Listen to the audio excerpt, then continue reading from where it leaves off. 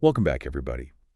Today, we're going to be looking into something I think a lot of you might be struggling with, and that is the feeling of like, you can understand English well enough, hmm you know, but when it comes to actually speaking it out loud, you kind of get stuck. Yeah. So we've got this really interesting material from a language enthusiast who actually went through this exact thing. Okay. And they actually learned English independently, and now they help other people do the same. Wow. So let's jump in and see what we can learn from their experience. Yeah. What I think is so fascinating about this person's story is they were so focused on, absorbing as much English as possible, Mhm. primarily through watching videos and stuff. But they eventually realized that this passive approach only gets you so far. Right. So it's like they had all this knowledge, but they weren't really sure how to use it. Exactly. They were all input and not enough output. Okay. And that's actually where this idea of the golden ratio in language learning comes in. Okay. And it's a concept that they found incredibly helpful. They advocate for a 3-to-7 ratio of input to output. 3 to 7. So that means spending way more time actually speaking and writing than just listening and reading. Exactly. That seems kind of counterintuitive to how we're often taught. It does go against the grain, doesn't it? Right. But think about it. You've likely spent a ton of time listening to English movies, music podcasts, and that's giving you this amazing foundation. Yeah. But now it's about actually using that knowledge actively. So I guess it's like having all the ingredients and equipment, you know, Yeah. but never actually trying out the recipes. You got to get Yeah. your hands dirty and start cooking to really get it. Love that analogy. Yeah. And this actually perfectly leads into the next point, which is this language enthusiast highlights the power of active recall Okay. as the key to bridging that gap between understanding and speaking. Active recall. That sounds interesting. Tell me more. Okay, so it's basically about actively retrieving information instead of just passively absorbing it. So imagine reading a text. Yeah. And then immediately trying to summarize it Without looking back. without looking back exactly. Okay. This forces your brain to actively engage with the material, and it strengthens those neural pathways associated with language. Okay, so instead of just letting the information wash over, you're really like grappling with it. Yeah. And making it your own. Exactly.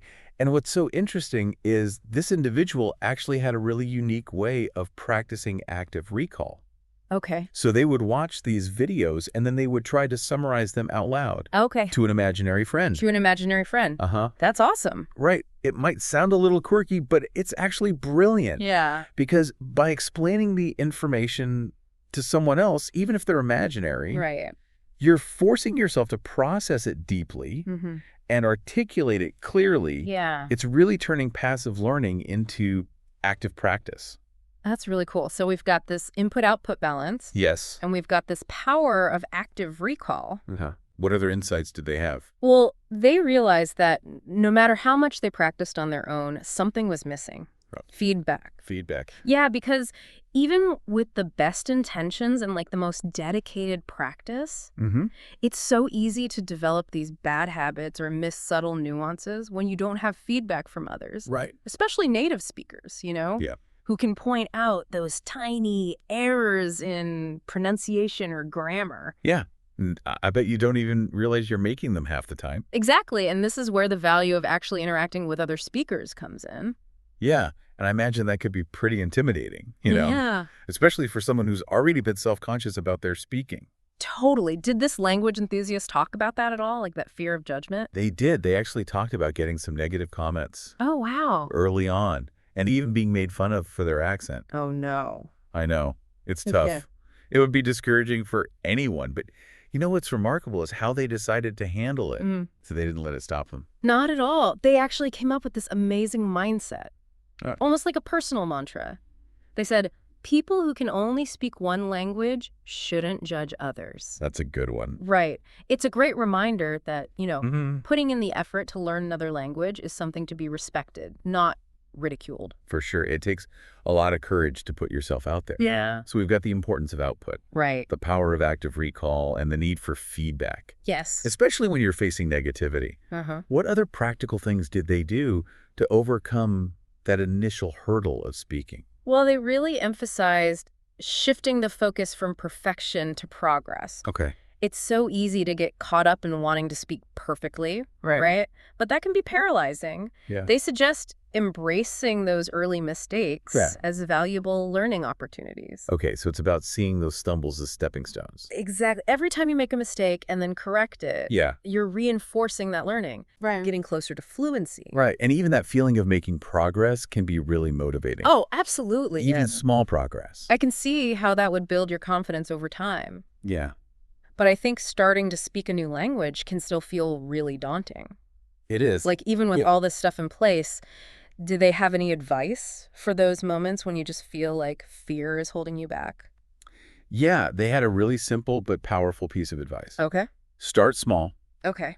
Don't try to jump into these complex conversations right away. Right. Begin with something manageable, Yeah. like introducing yourself or ordering a coffee, Right. little things. Right. So it's almost like building those speaking muscles gradually, Right. just like you would with any other skill. Like working out. Exactly. Okay, cool. And as you get more confident with those smaller interactions, Mhm. you can start increasing the complexity. Yeah. Challenge yourself a little bit more with harder conversations, right? So what about like finding people to practice with? That's a great point, actually. Oh, yeah.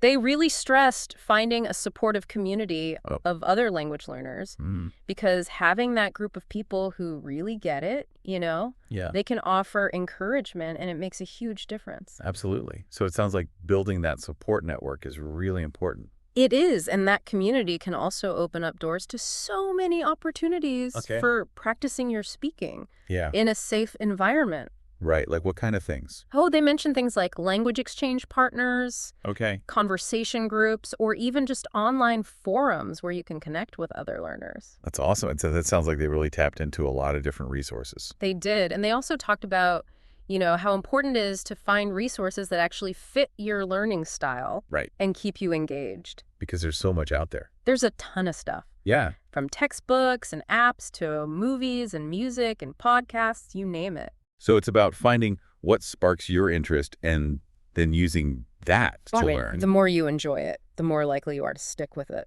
Yeah, and actually see those results. Absolutely. And this brings us back to that idea of balancing input and output. Okay. Remember that. Yeah. Well, this language enthusiast actually discovered that their real passion was creating videos. Videos. Yeah, and that became a super powerful way to practice both input and output. So they were able to combine their love for video with their desire to learn English. Exactly. By scripting, recording, and editing those videos in English, they were constantly doing both. Yeah. And they were having fun while doing it. That's amazing. So it sounds like they really found a way to make it fun. They did, and they emphasized that enjoyment so much. Yeah. They said it's a crucial ingredient in achieving fluency. So it shouldn't feel like a chore. Definitely not. Whether it's through videos or conversation groups or even just watching movies you enjoy, Yeah. just find ways to make the process fun.